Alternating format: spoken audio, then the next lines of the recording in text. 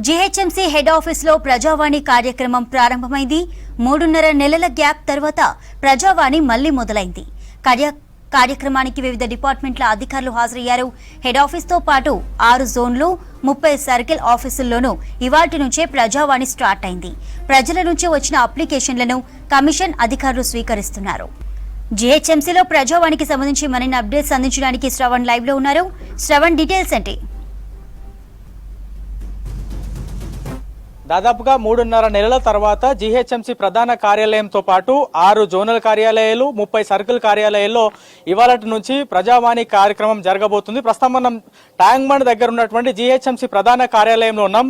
ఇవి అన్ని సంబంధించినటువంటి అధికారులు హాజరయ్యారు. జనం దగ్గర నుంచి వస్తున్నటువంటి విజ్ఞప్తులను వీళ్ళందరూ కూడా స్వీకరించబోతున్నారు. ప్రస్తుతం మనం చూస్తా ఉన్నాం కదా, వీళ్ళందరూ కూడా డిపార్ట్మెంట్కి సంబంధించినటువంటి హెచ్ఓడీలు.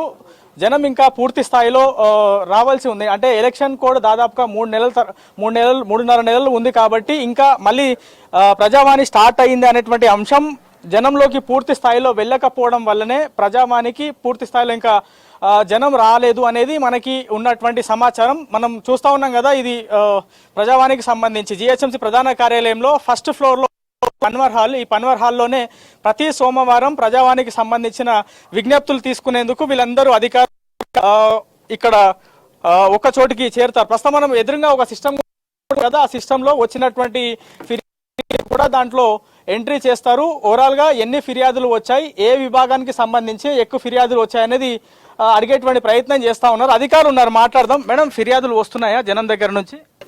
ఏం మేడం, ఎట్లాంటి ఫిర్యాదులు వచ్చినాయి? అండ్ కాల్స్ ద్వారా కానీ లేకపోతే నేరుగా వచ్చి కంప్లైంట్ ఏమని చేస్తారు? జీహెచ్ఎంసీ హెడ్ ఆఫీస్ లో ప్రజావాణి కార్యక్రమం ప్రారంభమైంది. 3.5 నెలల గ్యాప్ తర్వాత ప్రజావాణి మళ్లీ మొదలైంది.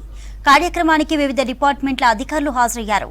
హెడ్ ఆఫీస్ తో పాటు 6 జోన్లు 30 సర్కిల్ ఆఫీసుల్లోనూ ఇవాల్టి నుంచే ప్రజావాణి స్టార్ట్ అయింది. ప్రజల నుంచి వచ్చిన అప్లికేషన్లను కమిషన్ అధికారులు స్వీకరిస్తున్నారు.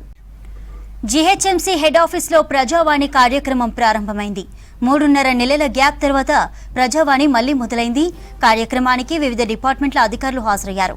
హెడ్ ఆఫీస్ తో పాటు 6 జోన్లు 30 సర్కిల్ ఆఫీసుల్లోనూ ఇవాల్టి నుంచే ప్రజావాణి స్టార్ట్ అయింది. ప్రజల నుంచి వచ్చిన అప్లికేషన్లను కమిషన్ అధికారులు స్వీకరిస్తున్నారు.